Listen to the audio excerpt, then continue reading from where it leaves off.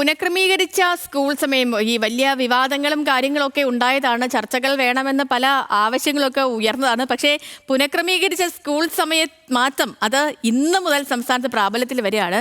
ഇതോടെ ഹൈസ്കൂൾ വിഭാഗത്തിലെ പഠന സമയം അരമണിക്കൂർ കൂടി വർദ്ധിക്കും. നമ്മൾ അരമണിക്കൂർ കൂടി പഠിക്കേണ്ടതിരിക്കുന്നു. സമസ്ത ഉൾപ്പെടെയുള്ള മുസ്ലിം സംഘടനകളുടെയൊക്കെ എതിർപ്പ് നിലനിൽക്കുകയാണ് പൊതുവിദ്യാഭ്യാസ വകുപ്പിന്റെ ഈ പുതിയ ചുവടുമാറ്റം. 8 മുതൽ 10ാം ക്ലാസ് വരെയുള്ള വിദ്യാർത്ഥികൾക്ക് 220 അധ്യയന ദിവസവും 1100 മണിക്കൂർ പഠന സമയവും ആവശ്യമാണ്. ഇത് പ്രാവർത്തികമാക്കുന്നതിന്റെ ഭാഗമായാണ് പൊതുവിദ്യാഭ്യാസ വകുപ്പിന്റെ പുതിയ ഉത്തരവ്.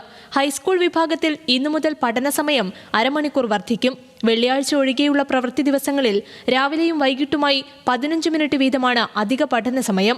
9:45 ആരംഭിക്കുന്ന ക്ലാസുകൾ 4:15 അവസാനിക്കും. ദിവസേന 75 മിനിറ്റ് ഇടവേള നിലനിർത്തി 8 പീരിയഡുകളോടെയാണ് മാറ്റം. ഒപ്പം UP വിഭാഗത്തിന് 2 ശനിയാഴ്ചകളും ഹൈസ്കൂൾ വിഭാഗത്തിന് 6 ശനിയാഴ്ചകളും അധിക പ്രവൃത്തി ദിനമായിരിക്കും. UP വിഭാഗത്തിന് 200 അധ്യയന ദിവസങ്ങൾ ആവശ്യമായിരിക്കെയാണ് അധിക ക്ലാസുകൾ. തുടർച്ചയായ 6 ദിവസങ്ങൾ പ്രവൃത്തി ദിനമാകാത്ത രീതിയിലാണ് ഈ ക്രമീകരണം.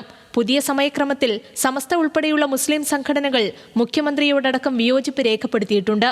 എന്നാൽ തീരുമാനം മാറ്റുന്നത് പ്രായോഗികമല്ലെന്നാണ് വിദ്യാഭ്യാസ വകുപ്പിന്റെ വിലയിരുത്തൽ.